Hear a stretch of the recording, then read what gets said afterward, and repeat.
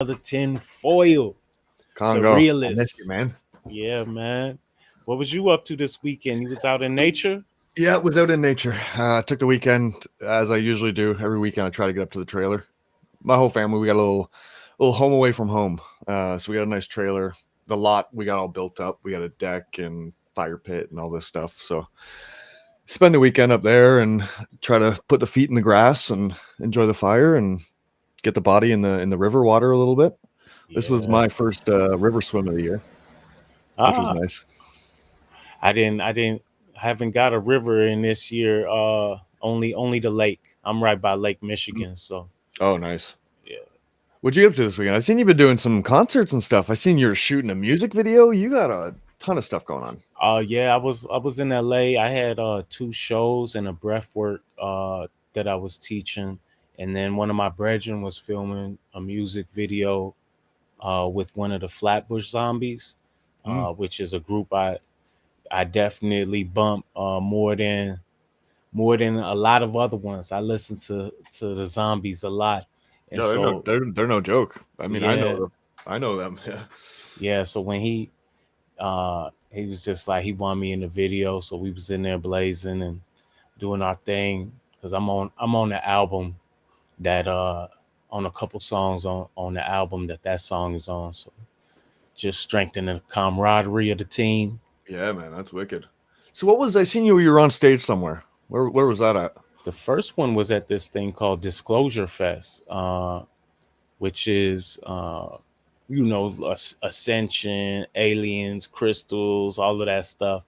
It was a good event. They could have done better for the hip hop stage. There a little controversy came up because our stage wasn't taken care of, and our artists over there weren't taken care of like some of the other stages were, and so but Little bit of drama going on the concert scene, eh? yeah, I try to stay out of it as long as I get my money and get a chance to do my thing. I'm good. So I got to ask you. I know you're a big symbolism guy, and on the concert scene, there's a pretty dramatic scene that I'm seeing all over Twitter last night from our Kendrick Lamar. I guess there was a massive festival last night, and Kendrick ended the show with he was kind of like dressed as Jesus with this like diamond crown and like blood everywhere. And then I forget what the last line was, but he just ended with it was something he was yelling. They judge you, they judge Christ. Um, Something about women's rights, like we need women's rights. And he just ended the show by like chanting that like 10 times and then just walked off stage. And it was like, whoa. Yeah.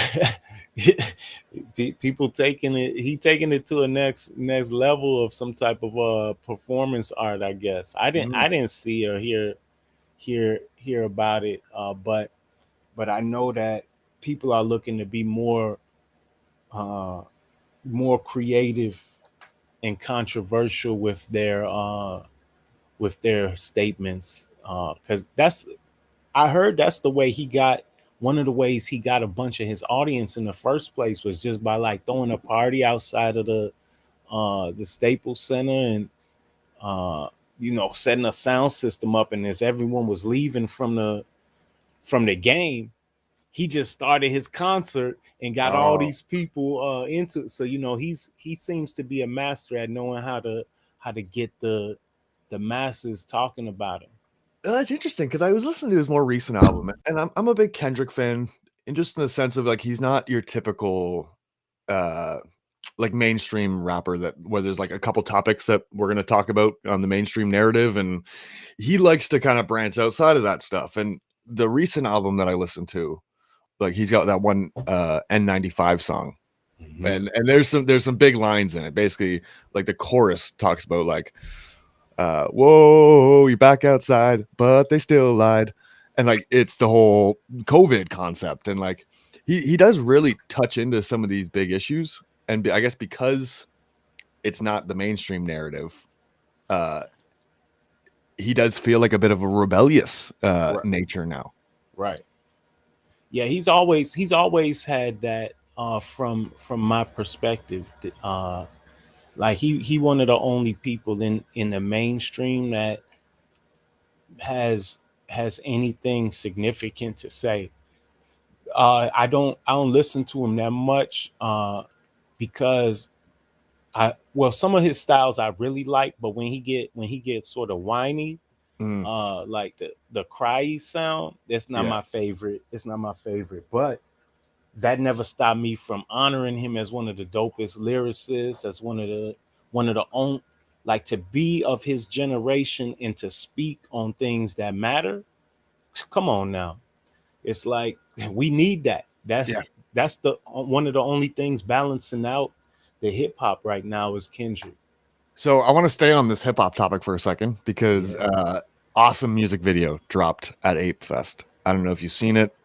We've been waiting for the Eminem Snoop Dogg collaboration for 20 years. right, Uh, it came out, and that music video blew me away.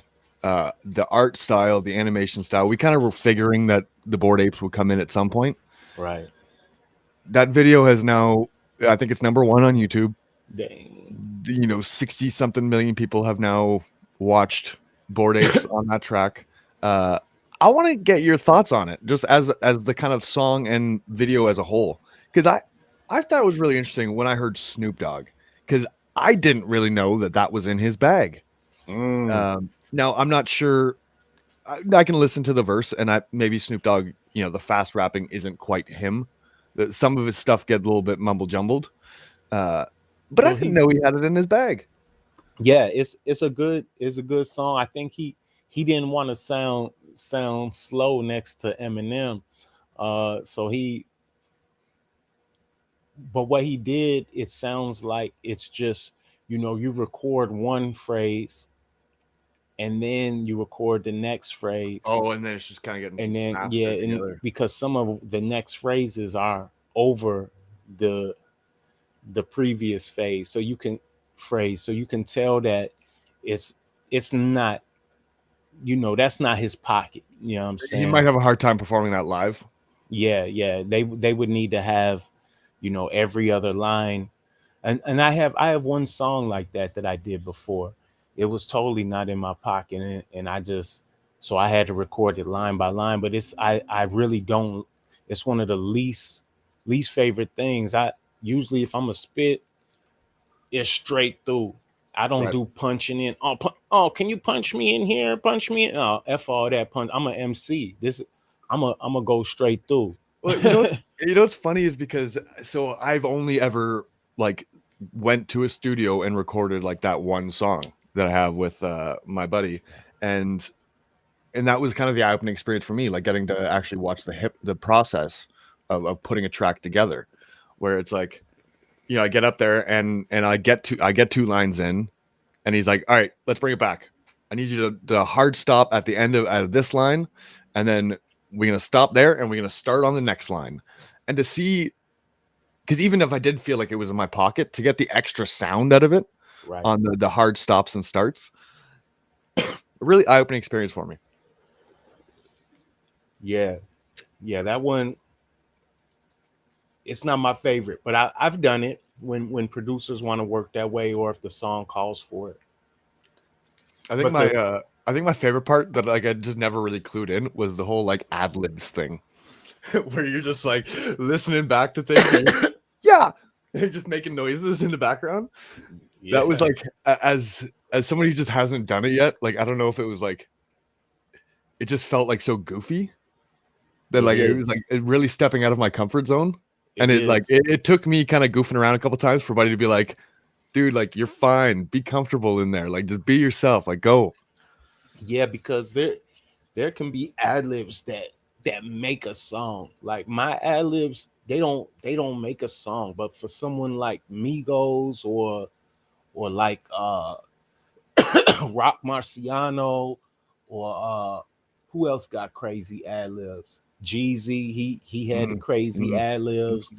mm. But those things, Rick Ross, you know what I'm saying? Them things make the song for those people, and I love it. It's like it's another layer of creativity that, I do it, and sometimes I get some good at, but I don't think it through. Right. Like I know some of these people, they're either doing like 100 takes of ad libs and then just choosing. Well, I've even seen artists that will almost like just, I guess, through Instagram lives or whatever, like almost look down on other artists that do like utilize ad libs, or because I guess they almost have the mindset of like, yeah, you need this stuff to make your song, um, No, that's which is hard to do live. But at the same time, I think of it as just kind of back to that performance art thing. You know, if you can add ad libs that make the thing bigger and better, why hmm not? yeah, the ad libs, they bring more the story, they or a fullness to the song very often. If I love them if they're done right. I love good ad libs. But back to the the Bored Ape song, yo. I just recently came across the Bored Ape conspiracy. That shit tripped me out. So this is the whole like The Nazi Nazi, thing. Yeah, yeah, yeah. It's and it's it. interesting because okay, now I can't say that I've watched like the little documentary video that got put together. The I issue watched the is 20-minute one. I know homie that was involved with putting it together is Ryder Ripes, which is the guy that launched. Have you seen the RRBAYC? No, So this dude is like a serial scammer, essentially. Uh, he launched the Not Larva Labs. I guess these were like the crypto funks, where he just like spun the crypto punk around, and he hmm made a few $1 million off of that project. wow, Then just bailed on that. Uh, Now has put together this Bored Apes Are Nazis thing, and then just launched a copy paste of it called RR Bored Apes. So the Ryder Ripes Bored Apes, and the idea was we're just going to remint this collection. I don't have a racist or like a racist Nazi history, so I'm not them. And then it minted out. He's pulled a fucking bunch of money from this, and the then he came out and fuck. was like, I think last week he tweeted something about like there's 0% chance Yuga Labs will ever sue me, and like they're going through a lawsuit right now. Uh, but I was just seeing a video yesterday that somebody was circulating around that was like, if anybody wants to know like who this guy is behind all this stuff, like here you go. And it's just a video with him talking with a couple other people, and he's basically saying like, I just look at NFTs as a scam. I'm just trying to ride the wave. Um, yeah, and it's just like this. There's a lot of massive people in this space that like are not good people. So much liquidity just being stole from the market on some bullshit. Yeah. Uh, it's really garbage because the ideal of this whole thing, that why we set up blockchain and why we participate, is being tainted from these types of actions, yo. So I'm doing a little. I've been messing around this morning with the AnySwap bridge. Been bridging some of my Matic Astro kids over to Phantom. Uh, Ah,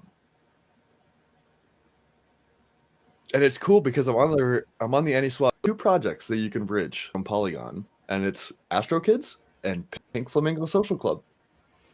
And it's like, man, this is like a big thing. Like, I don't think people really realize. Like, yo, these people don't even know that this thing exists. can you go show us that so we can Yeah, let's do a because screen I share. haven't, I have not traversed. I haven't. Let me put that on. I haven't done any yet.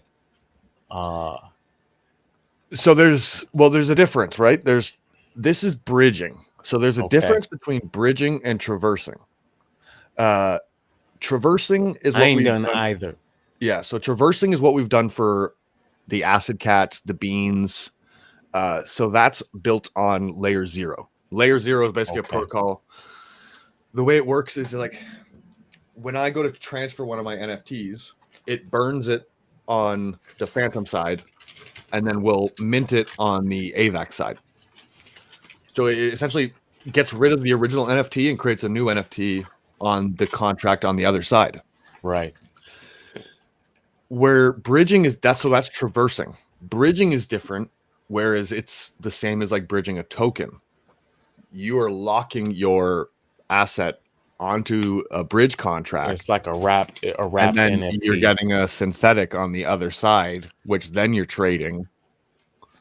So Okay. that's the difference between the bridge and traversing. Okay. Now, yeah, this is again So the Wild West. on any swap it is bridging. It's bridging. Yeah. Cool. So this was the first, like they were the first ones to come out with the idea of like bridging NFTs. Uh, they've just been like really, really slow to the punch on it. So then Layer Zero came out uh, with this whole traversing thing, and there's been a bunch of projects that have utilized it. I utilize it all the time. I've been traversing beans back and forth nonstop. Like I really like those features.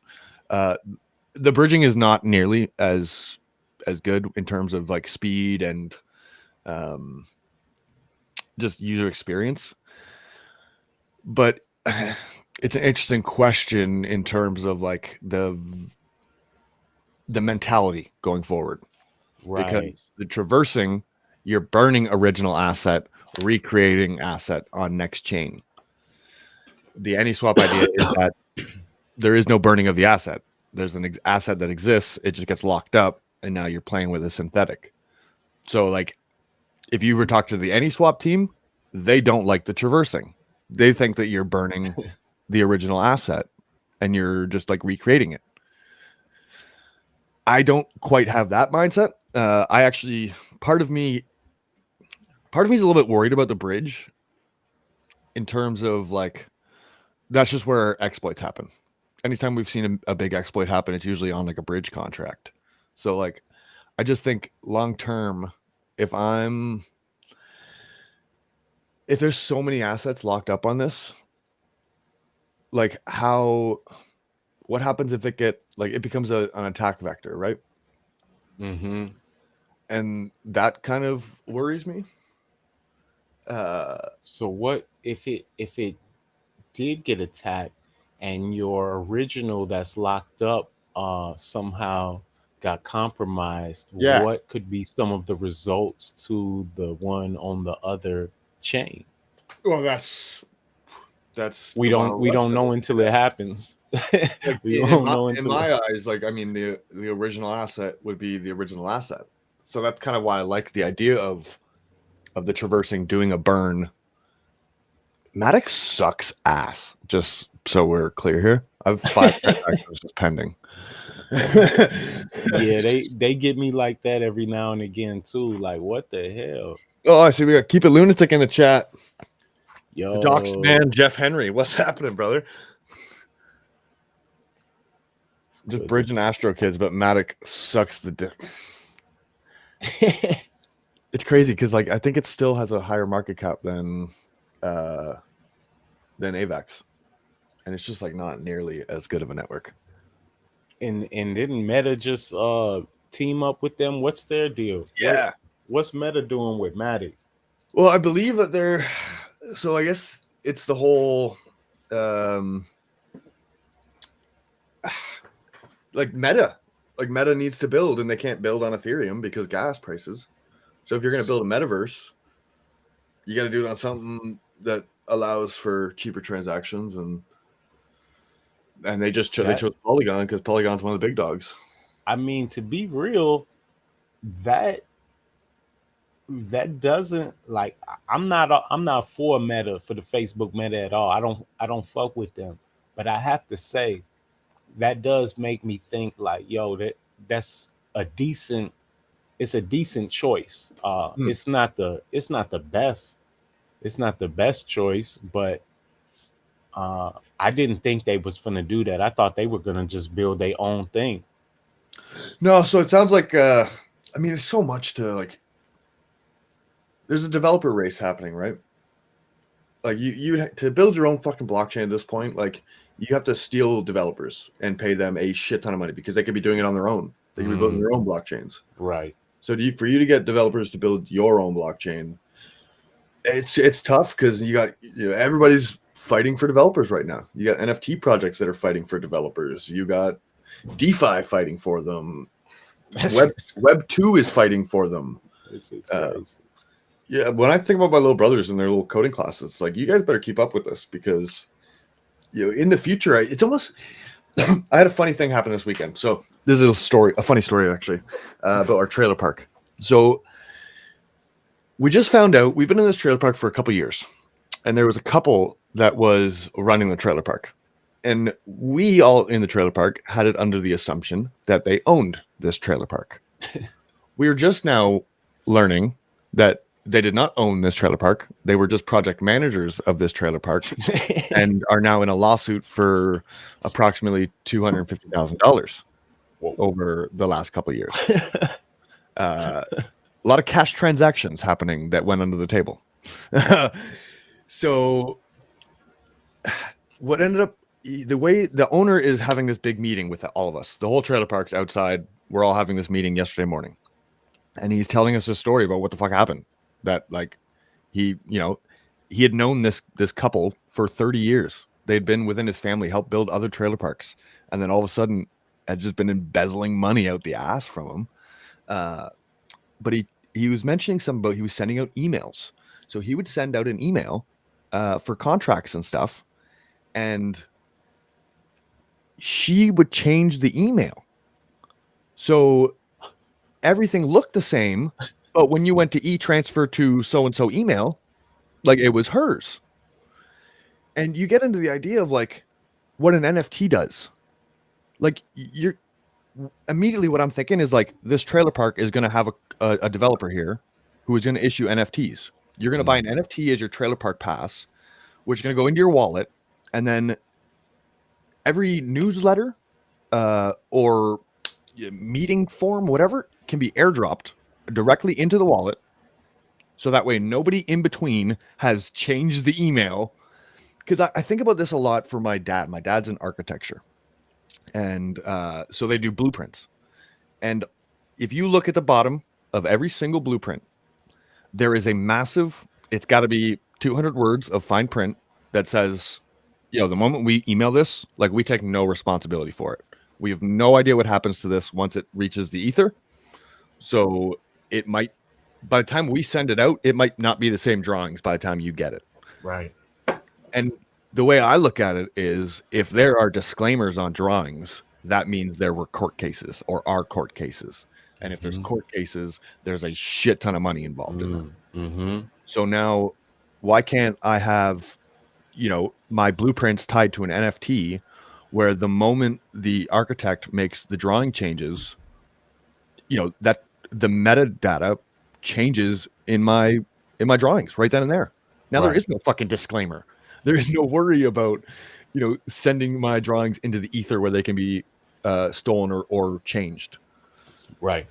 Yeah, that's the trustless nature of the blockchain, and it's really it's the technology that people aren't understanding, that is why they be asking, well, isn't crypto dead? Aren't NFTs dead right now? Or they say all these weird things, but I don't think they get the concept of data sovereignty and data ownership and privacy and amenity and and how we have given up these forms of security in Web 2, and how Web 3 is actually uh the intention and some of the fulfillment has been solving these issues. Yeah, I'm really intrigued because there is part of it where you go, you don't want to just try to solve problems that don't really exist. So I've been seeing some funny memes that basically said like, there's a lot of people trying to create like a Web3 fix for a problem that like really doesn't exist. But when I think about that shit, like that's a massive problem. If an email can be changed midway to the client, that's a big problem. And to me, that's what an NFT does, is it verifies that, this thing hasn't been touched, hasn't been changed. It's time stamped at every point in time. The idea that I can get we're having the conversation of like they have a Facebook group or they have multiple Facebook groups, which is a bit of a problem. Is they've had people in the park create Facebook groups. The park has a Facebook group, so now people are all confused at what group they need to get in, so they don't know Right. where to get information from. And the guy was basically saying like, well, look, I'm going to take over the Facebook group. This is the one you got to go to. But then there's a bunch of old people who are like, yeah, well, I don't have Facebook, so like, where am I going for my information?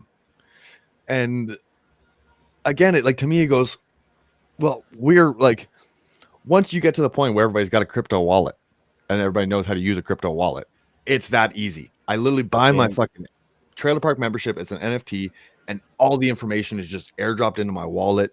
You can have reward systems where, like, based on how often, um, I'm at the trailer park or participating in events, I can have extra rewards, which may give me a discount to his well, other trailer parks. I'm putting my certificate system for breath work on the blockchain. So it's five. You do these five classes, and after you get the five NFTs that you did each class, then you get airdrop the sixth, Yeah, which is the certificate of doing your five breathwork classes. And then it's pretty much a similar thing because people need to, who do you go to get breathwork certificate notarized? You go to the notary, like what, who's the authority to do right, it?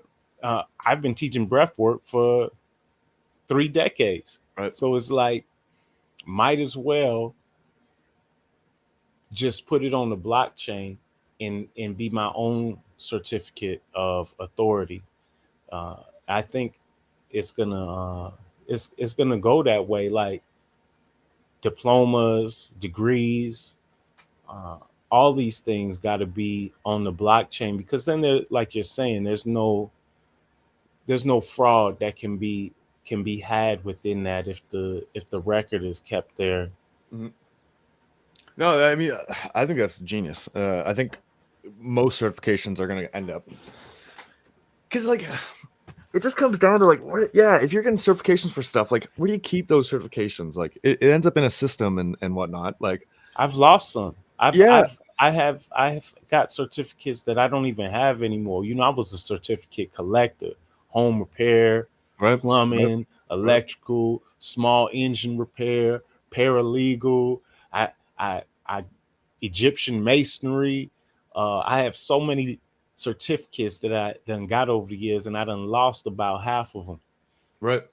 Yeah, so I think that is super interesting, and the idea that like you could really dive into someone's qualifications via their little profile. You know That's what a I mean? Like, resume. That's a yeah, resume. Oh my.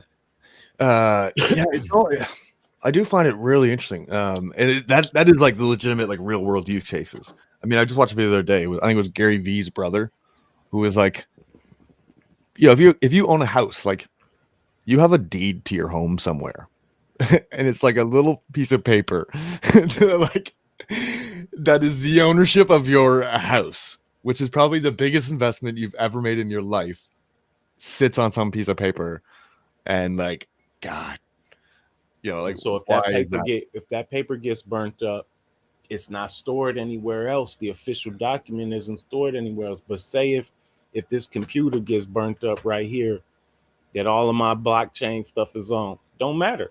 That's what's amazing, man. There's I another always one right over there. Another one I right always over think there. that like it's like I can literally travel across the world naked, like literally without anything, find somebody with a phone,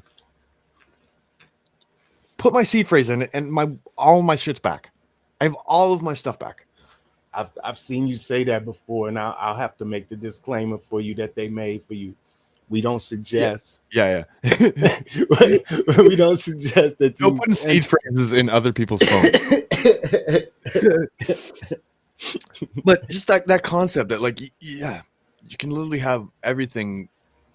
You don't need anything. Uh, I just that's huge, and especially as a collector, like I've moved around so much, man. Like, and I still plan on moving around so much. I think that's in me. I think I'm nomadic in nature, to be honest. And this is what I like. The amount of money I've spent on different shit collections, whether it's hats or sports jerseys or Pokemon and Yu-Gi-Oh cards, like you name it. Growing up, um, bobbleheads at Jays games, like that's a big thing for me. Going to Jays games where there's like the first 15,000 fans get something. That's like a big thing for me. But Gee, I I've used to barely been able live to get any of outside. that stuff. I used to live outside of Wrigley Field, man. Like Mm, I'm one of them buildings that you could hit a home run to. That's where when I was born, I was living in one of those buildings. that's amazing. They weren't, that the neighborhood wasn't posh like it is now. It wasn't Wrigleyville then. It was the hood then. And my dad used to take me to Wrigley Field every not every day, but it felt like every day. You know what I'm saying? Because it was my backyard, my front yard, and I was the same way, like collecting all of the things that they would give away. If those were NFTs, I would still have them. If Yeah. if my baseball cards, like this lady sold all my baseball, football, basketball cards. I had them at her place in storage. Gee, I had Michael Jordan, I had Scottie Pippins, I had the whole dream teams, I had rookie cards of Emmett Smith and Brett Favre's and all types of stuff. Gee, this lady sold my this is like now, especially now I'm in NFTs. You better you better know how furious Yeah. that gets me. Well, I think about the Pokemon cards and Yu-Gi-Oh cards. Like going back, I mean, there was my mom works at McDonald's, and like she was telling us they had a thing maybe 2 years ago. They had a theft where someone came in to rob the Pokemon cards because those things are like just so valuable, and because the McDonald's Happy Meals, like they get essentially an exclusive Pokemon. Like those cards that come with the Happy Meals don't Hmm. really exist in your normal packs. So there's a huge value prop to those, right? So people are literally robbing McDonald's for the Pokemon cards. That's crazy. You can't Like, you can't do that with NFTs. You wouldn't be able to rob the McDonald's for their NFTs. right. Well, exactly. And you get into the idea of, your Happy Meal is going to come with an NFT at some point and Yeah. all kinds of shit, man. I think about a lot of it for me is sports because I grew up so sports heavy. I think I've been thinking a lot about how the sports industry is going to adapt to this stuff. And it makes sense, man. Like whether it comes to the athletes themselves building their brand, because that's what a lot of this has become, right? Athletes through social media are becoming their own brands. Some of the biggest podcasts now that are related to sports, like are bigger, and it's an athlete who is now doing a podcast, but they way more viewers than like your ESPN talk show that has a bunch of analysts that have never played the sport before. Right.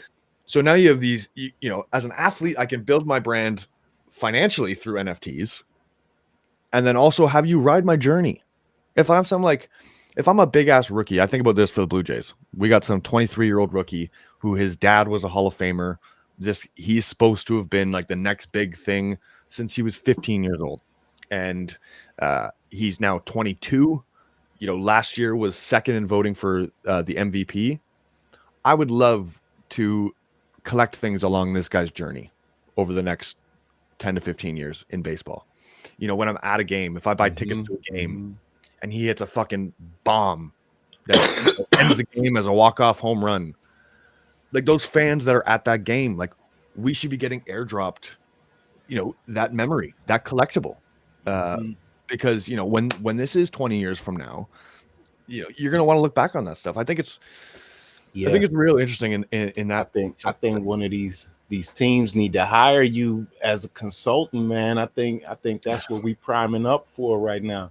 It's interesting when you think about it. Like that's my bullish case for like everybody that is like just grinding through this NFT space right now is that Hmm. if you're grinding through these live AMAs and you're doing the Twitter spaces and you're continuously learning this industry, there's literally an entire world that is going to be entering this world in the next few years, and they're going to be looking for people that are knowledgeable in this field. Uh, and they're going to be scooping talent. So when you see, I have no doubt that every single sports team on the planet is going to have an NFT division. So let me go to a little conspiracy, little tweaky talk related to some baseball. So how many innings are there in baseball? 9, How many players are there on the field? 9. Huh. Uh how many uh l- loops, weaves are there on a baseball? Loops, weaves. Like the So of like the I sew. I know the seam, like it's like one seam, but I guess the way that when you rotate a ball, it would be 3, right? Well, not that part. The when you sew the baseball together, the Oh, the holes, actual. the holes. Yeah, Okay, yeah, no, I don't know. How it's many? 108. You add 9. +8, that's 9. Uh, now here's another interesting fact. Uh, Remember when the Cubs didn't win? It was the joke of baseball. When the Cubs win the World Series. Okay, when the Cubs win the World Series, that was a joke in baseball. Like, Mm, uh, because it was so long ago. the Uh, curse. yeah, it was the curse. You know how many years it was? 108 years. Oh fuck it. And what year was that? What's 2 plus 1 plus 6? It was 2016. What's 2 plus 1 plus 6? 9. It's 9. We keep getting back to these nines. What could it Do you think there is a reason for these nines in baseball? And where could it have came from? Well, yeah. So I mean, to me, like almost everything goes back to that 369 thing, right? Like that the Tesla uh in numbers. Now you probably have a Masonic start to. I bet I would imagine that the founders of baseball are very Well, Masonic. Yeah. well, you could probably line that up on a baseball field, on a baseball Right. diamond. You could Right. probably line that up right there. Right. It Interesting. Yeah. And so, do you think? So, in my mind, I don't know if how manipulated sports are or aren't. It's like, are they used to funnel money into certain cities? To, like, I remember Chicago before the six peats of with the Bulls, and for the 2 3 peats, and it was horrid here. Like, the city was atrocious. After those things came through, the city was built up into a whole different way. Mm. uh Sometimes I wonder, is like money being funneled into different cities by these sports Well, events? yeah. I mean, when you get back to the basic of it, like it is the Roman circus, uh, and you would put the circus where you'd want your people the most distracted, because that's where you set up the circus tent. Uh, yeah, it's interesting because I Bill Burr says it great. He was just on he was on one of these night shows recently, and he talks about like the NBA. Like, there's definitely an aspect to there's massaging going on. He says there's massaging, like basically, you know, there's some they kind of let things happen and watch the game play out until kind of the final game, and then they can kind of start massaging things and trying to get the result that they want. Um, there's definitely a shit ton of that going on. There's a Mm. ton of that going on. The amount of referees and umpires across sports that have come out and said that we've been a part of that. yeah, I have to imagine that's a huge thing. Now, in terms of how much of it is like purely rigged, and is it? Yeah, hmm. There's something interesting going on right now. So, New York, New York is going through this like I would say New York's been through some dark times the last couple of years.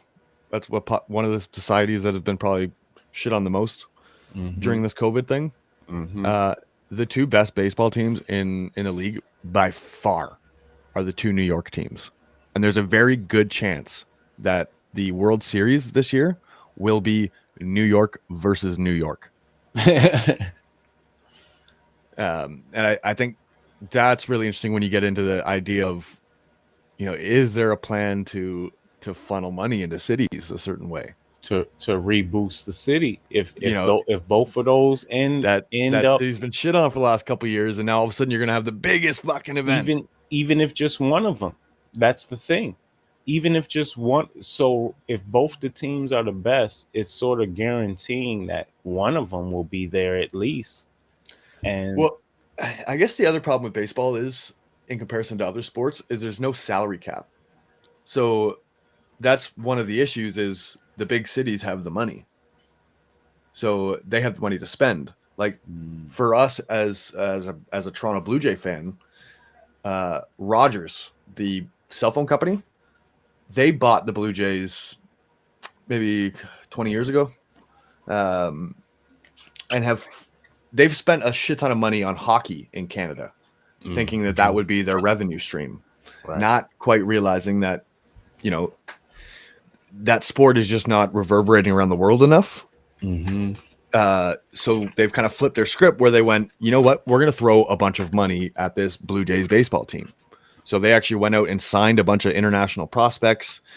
Like they spent $100 million last year to bring in new players to make us one of the best teams.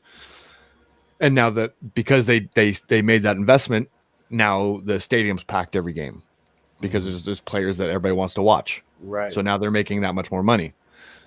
So that's the one thing with baseball I think is different than other sports is because there's no salary cap, those cities that make the money, they spend the money.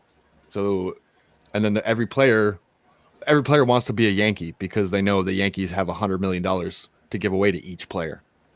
Versus if there's a team at a Houston, like I think at one point the Houston Astros as a baseball team spent $36 million on their total team, their entire roster, $36 million.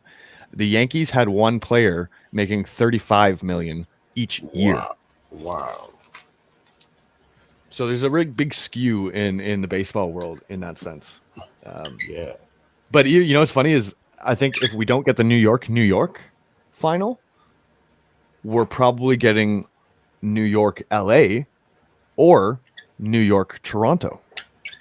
And those are the three cities that have been like the most locked down in the world, essentially. And this also makes me wonder, are the cities that win the most, are they what we would consider liberal?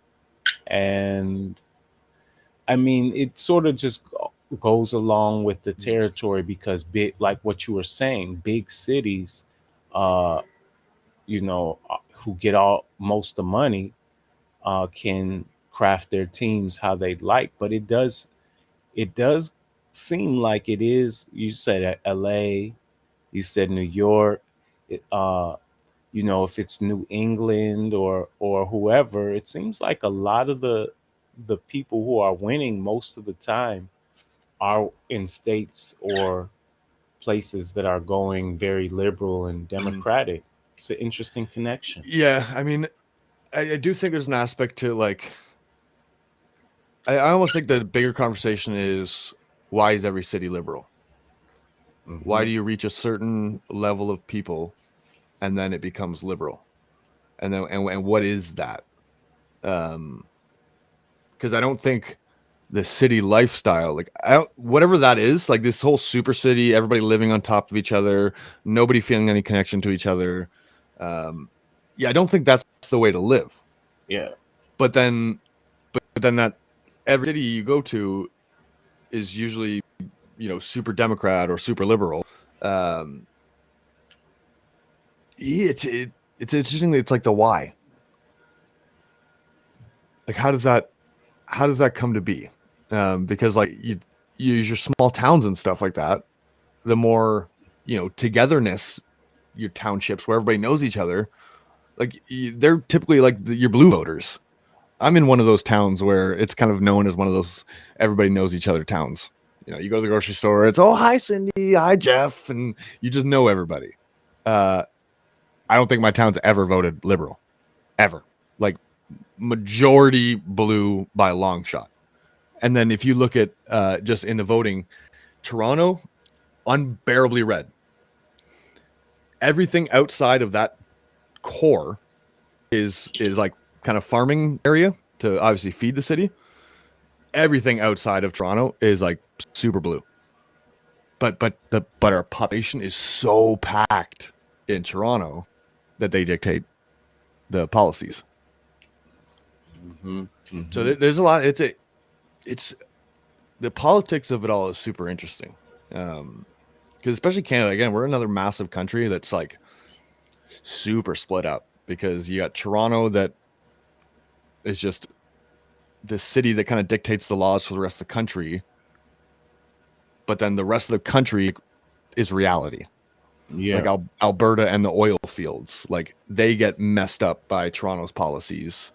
So what do you think about this bodily autonomy thing going on in America right now? Yeah, this is a good one. So I'm so torn on this because, I mean, I hate the idea of governments dictating laws. In the end, I don't like governing bodies dictating laws on people.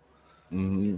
But I do believe in like a universal consciousness, and I Mm-hmm. do I do believe that like a culture that is like attempting to promote the the killing of babies. I don't know how else to say it. Like, Mm-hmm. uh, I can't imagine that's good. Like, if there's a universal juju, that's not feeding it good things. Mm-hmm. So, although I hate the fact that a government would dictate laws, I think we as a culture and society kind of need to like be not really that okay with just bailing on responsibility um, whenever we feel like it. Yeah, that makes sense to me. I think every person needs to be able to be in charge of their own body, and as a being in the body of uh, a man, I can't really determine what it's like for a woman to have a baby in their body, uh, to give birth to that, to what has to go on through their mind and they home and all of the things for that to occur. And then so I can understand any woman's standpoint who may be at odds with that situation. Simultaneously, though, it does take two people to uh, make the child as well. And in most general situations, it would seem best for both parents to have the say on how to proceed. But the bottom line is every person deserves the liberty to go about their life, how it works for them. But I don't want any children to perish. And I do think that it is a philosophical thing. Like, people have found ways to look at what this life forming in a belly is, and they So have that different ways I'm to glad I'm justify it. I'm glad you said that light for me because honestly, it's a moment that like really opened my eyes. Was that idea that at inception, science has showcased just a flash of light And you're like, well, what is that? What is the fact that like the moment, sperm can touch egg and that's whatever, but at what they believe is the moment of inception, there's just like a flash of light, and it's like, oh, what that's there's something there. There's something to that. So I think you're spot on with like, yeah, just culturally, I hate watching TikTok, seeing 17-year-old girls that are bragging about getting abortions. Hmm. I'm on my third abortion. It's like that is not the society that I want my kids growing up in. Like, holy Yeah, shit, no. yeah, and there's definitely been an agenda by Planned Parenthood and a eugenicist Mm. agenda, and to think that those fetuses aren't being experimented on, Yeah, and not just experimented on, they're being taken and used to make other things. yeah, They're These aren't just bodies that were in formation that are getting thrown away. They're actually being processed and even marketed and sold in different capacities. And it sounds like, this is some crazy, like, even just to say it, it sounds like I'm talking about a weird science fiction movie, okay. but So it's not. Congo, I read an article yesterday or the day before, and to me that this is like on the topic because so the article basically said if you go in to getting your vaccine with the thought that you are probably going to have some severe side effects, the study essentially said that you're probably going to have severe side effects. And they called it, the way the article said it was nocebo, because placebo Nocebo. is Hmm. something doing good for you, nocebo is something doing bad for you. Yeah. So that it goes back into the idea of like, okay, if you are of the belief that like we shouldn't really be doing this, and that a life is a life, and we should try to save every life, and that is like your deep spiritual belief, and then you are forced to then put something into your body that is used or was created by what you went against everything to your core, uh, and you knew that. Oh, so you're saying in some of those injections there's aborted fetal Yeah, so matter. that's part of the part of the religious, like the way you can get like religious step away is because there is aborted fetuses in these vaccines. So that's like the easy step away for religious people, or for a religious exemption. But like going to the nocebo, if I'm super against that concept and I believe spiritually it's not good, and then I'm being forced to take something that I know was created using the forces that I don't want or believe in, and then the studies are saying that the nocebo effect is real. Well, like now you're literally putting people through a spiritual and physical war with themselves, Hmm. Put them in conflict right inside their biology. literally right That inside their biology. that's why these two books are essential. One, You Are the Placebo, Mm, and two, The Biology of Belief. mm, You Are the Placebo is all about placebo and nocebo and how our mind affects, how our beliefs and the conditionings we have around things affects our body chemistry through interaction with it. And the biology of belief is all about our own our genetics. Some people think genetics are just what they are. You get certain genes and passed down from you, and that's what it is. Nothing can change about that. These are both doctors. This is Dr. Joe Dispenza who wrote this. This is Dr. Bruce Lipton. And what he suggests, and he was a forerunner pioneer of of the science of epigenetics, epi means under, that there's something Mm. under the genetics that controls or can direct it, is a better word. And that is our beliefs. And so our beliefs about our body and our beliefs about things outside of our body will affect the biology and biochemistry of our body. Those two books will really help us see that the mind isn't separate from the body. The body mind is really one thing. Yeah, well, it's interesting because like I've been listening to like a lot of different theories on.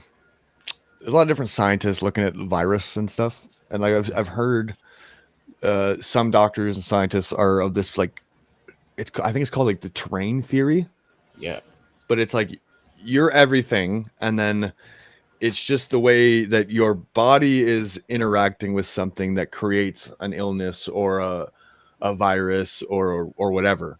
But that's it's all you mixing with something else. that's what I said on my song. They live. The first one I sent you. Mm, I started off. I say terrain is right. everything. The germ ain't shit. That's not a quote from me. That's a quote from the I forget his name, but he was before uh Pasture and some of these other people who were uh assuming that it's something outside of you. He affirmed and found through his studies that your own body is is what makes anything dangerous that is put into it, your own body and mind. So if you one person can get a virus, can interact or come in contact with a virus, and it doesn't affect them like it affects another person because their body isn't full of toxemia. Mm, What's toxemia? That's the buildup of stuff that wanted to be eliminated. That's the buildup of heavy metals. It's the buildup of phytotoxins and a whole bunch of different things that don't really want to be inside the body no more. And so when you come in, check this out. We were talking about the terrain. What's another word for terrain? Environment. What is viro? What is the viro in environment? The viron is exactly the same thing as the virus. We have something in our body called viron. You've heard, most people have heard of the biome, the right. microbiome, where the viron is the same, is a similar thing, but it's made up of all viruses. And there's three over 300 trillion, over 300 trillion viruses that make up our body. There's more viruses that make up our body than there are bacteria, than there are of cells that make up our body. And so we are essentially virus, bacteria, beings.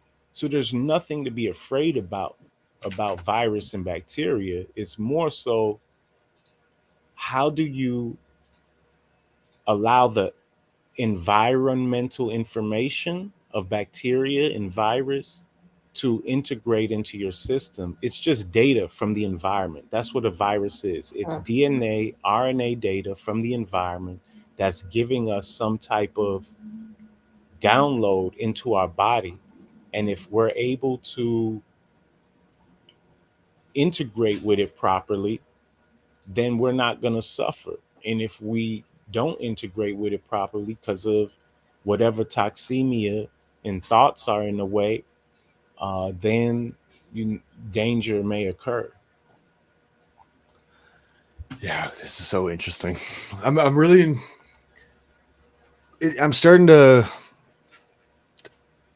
I'm a little bit nervous on the next few years in terms of just health going forward of everybody with the mental backlash that everybody's kind of been feeling. Because yeah, I'm that nocebo placebo thing. Like, just more and more, the more I read about, like, it's so true. Like, it's such a big deal. That was Uh, probably how this whole thing jumped off. right, right. I think that people just got scared and started and made something that we've already experienced. They turned it into something else through the mind.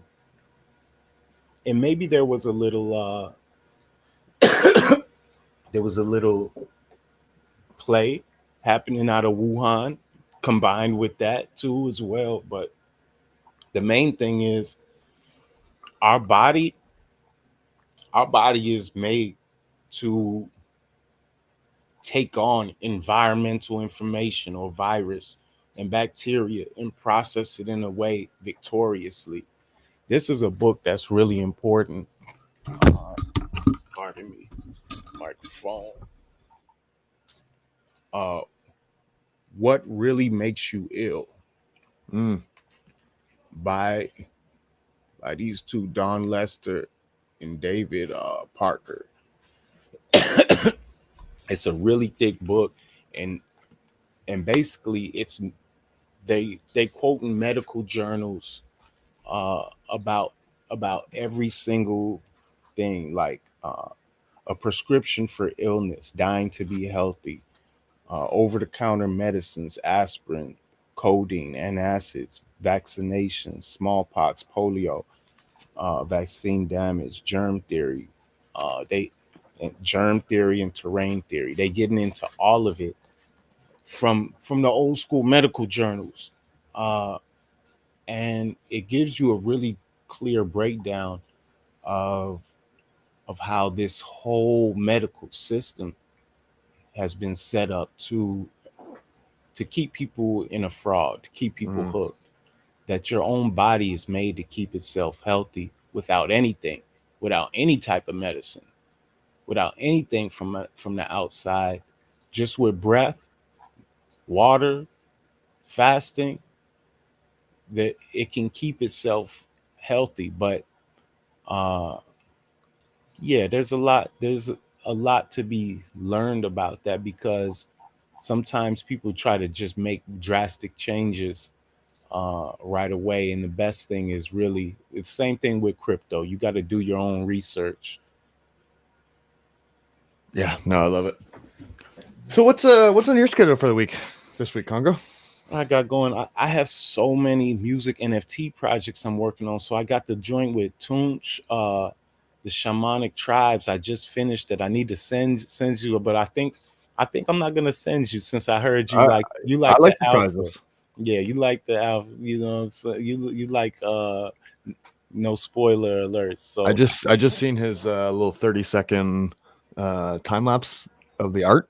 yeah, I'm loving the art, so I can only imagine what you got cooking behind The it. song is like, oh my goodness, I bumped it so many times already. It's something that my audience will feel, and if they're gonna be feeling upset if they don't buy the song, because Mm, they're gonna miss. It's one of those types of vibes. I got that. I'm working on his Tomb Heads with Jake. I just talked to right. Septa. He's doing a legendary. Lucky Luciano doing a legendary. Bot Boy doing a legendary. Kill doing a legendary.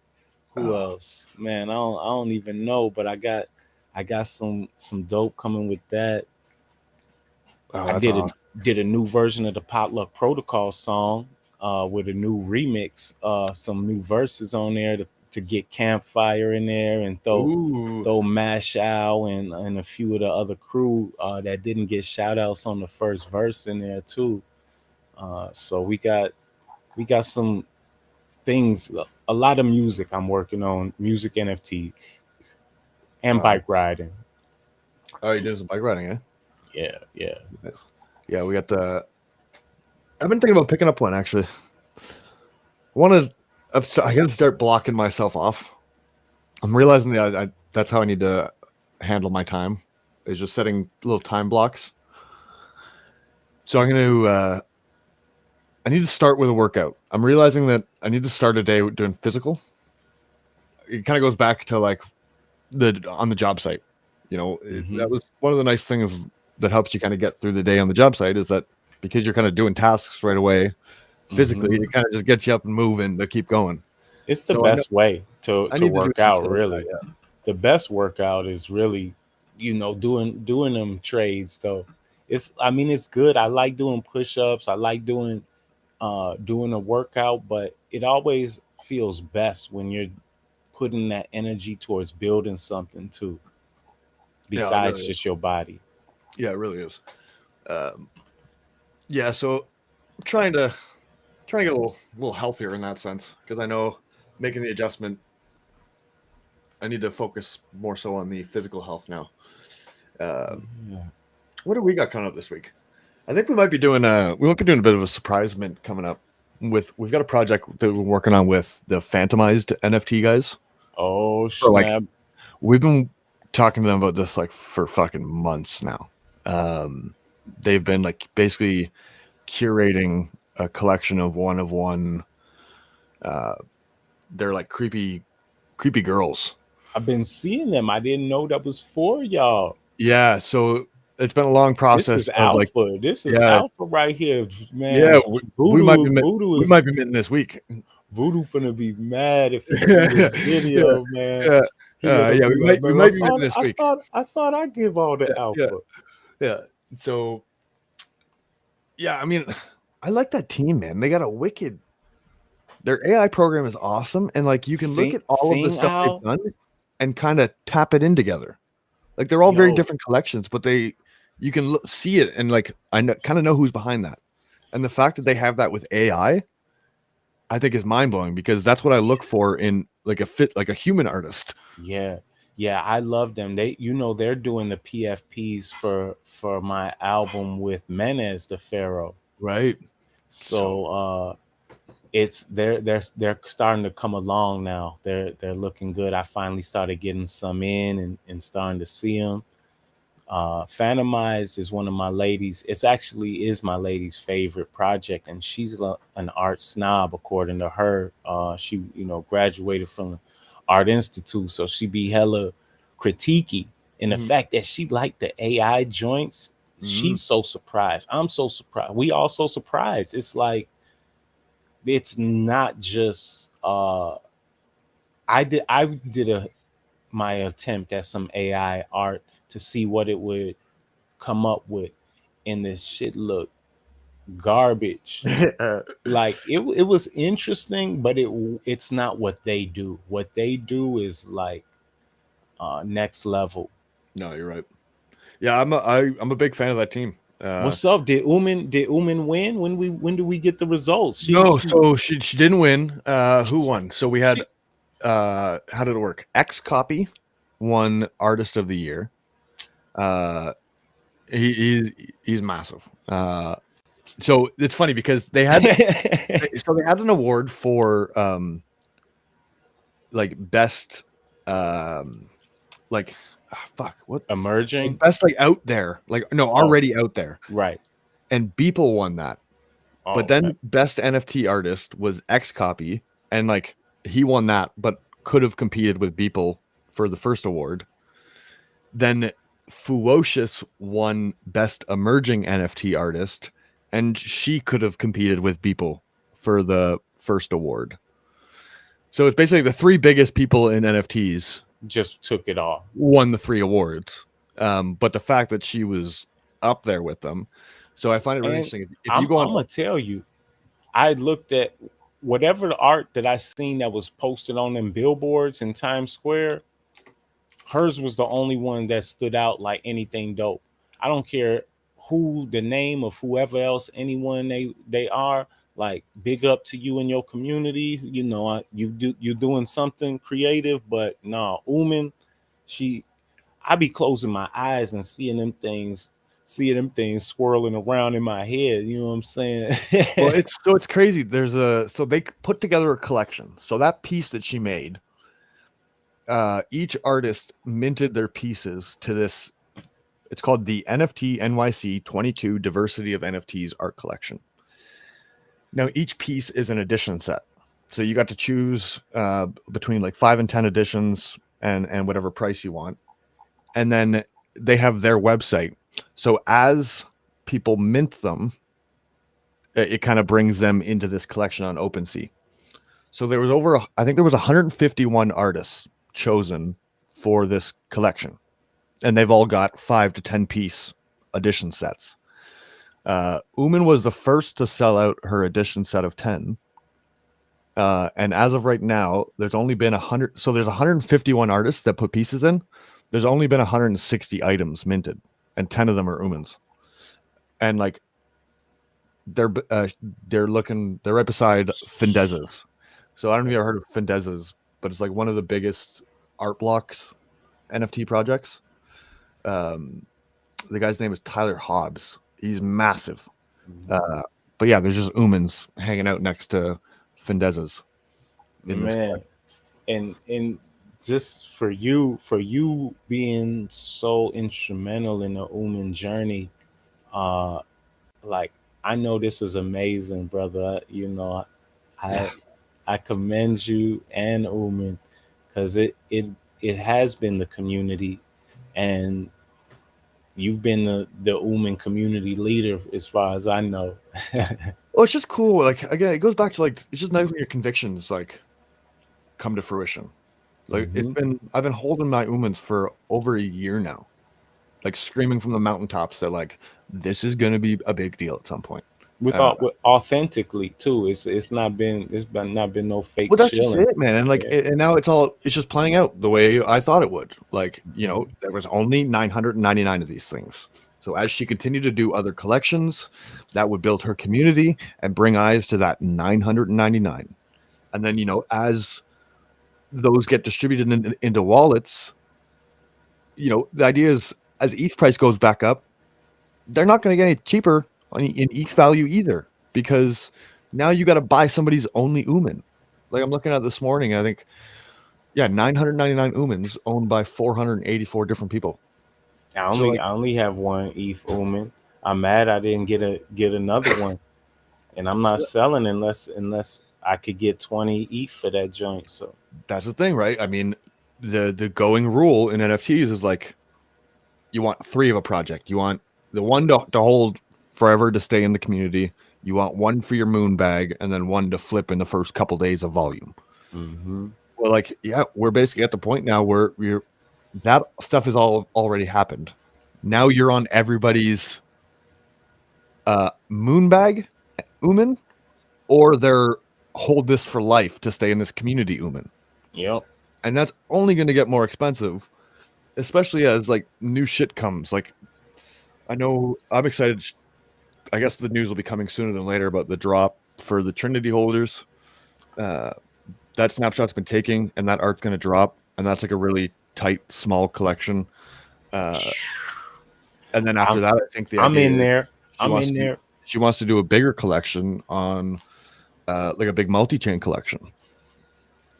So then again, it goes that value all just happens to seem to cycle back through the collections, and we're kind of seeing that with Teens on Acid with the beans. The beans is a free mint. Those floors went so crazy. People are like, "Oh shit, Acid Cat's super undervalued. Should probably go sweep some of them." Yo, And I then was that continued further to the Astro Kids. yeah, yeah. I seen that like when they were first out, and I was looking at the floors on Astros, and was like, yo, the floors are less than the beans. This is crazy. It fits Acid Cats at one point. I was like, "Man, Yeah, that's crazy."